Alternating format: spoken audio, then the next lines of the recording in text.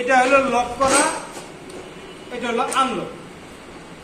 এটা লক আর ঘুরবে না, আর এটা হলো আনলক, এখন ঘুরবে। এই দেখেন, দেখছেন এখানে লেখা আছে নিউটন মিটার, দেখছেন?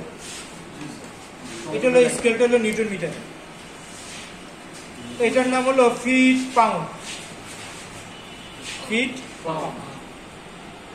স্যারে আপনারে বললো যে এইখানে 39.8 ফিট পাউন্ডে সেট করে দেয়। কত? 39.8 ফিট পাউন্ড। একটুখানি একটু দেখেন কাছে এসে, এই দেখেন 39.8 লেখা, দেখছেন?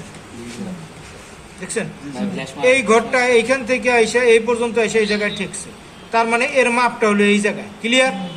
এইটার একটু তেরা করে উপরে দেখাই দিচ্ছে। তাহলে আমি এখন ঘুরাই ঘুরাই 39.8 সেট করতেছি, দেখি।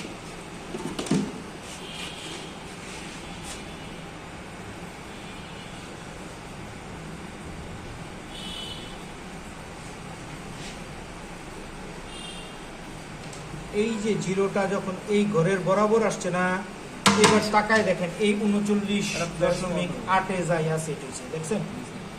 ক্লিয়ার? তাহলে আমি সেট করছি, সেট করে এই যে লক করে দিলাম। জিরো বরাবর জিরো বরাবর, যদি জিরো বরাবর না রাখি তাহলে তো মান কম বেশি হয়ে গেল না? আচ্ছা, এখন যদি বলে যে নিউটন পার মিটারে, নিউটন পার মিটারে, এই দেখেন নিউটন পার মিটারে 33 নিউটন মিটারে সেট করে দেন। কত? 33, এই যে 33। অথবা এটা 40 না, 40 নিউটন মিটারে সেট করেন। 40-এর দাগ দেখেন কই থেকে এসে এই জায়গায় ঠেকছে না, এই জায়গাটা। এবার আমি ঘুরে ঘুরে দেখেন,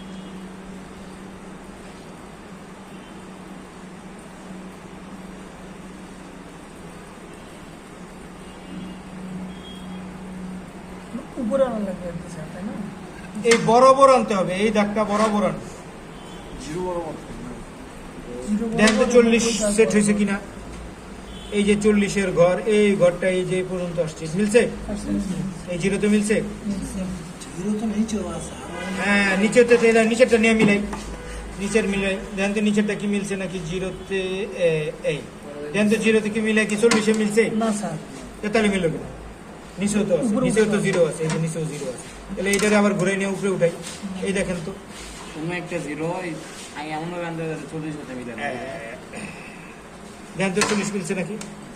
এই অবস্থায় রাখার পর আমি লক করে দিব। যদি লক না করি তাহলে আবার এটা ঘুরে যেতে পারে। তাহলে যদি বলে আমাকে নিউটন মিটারে সেট করতে কত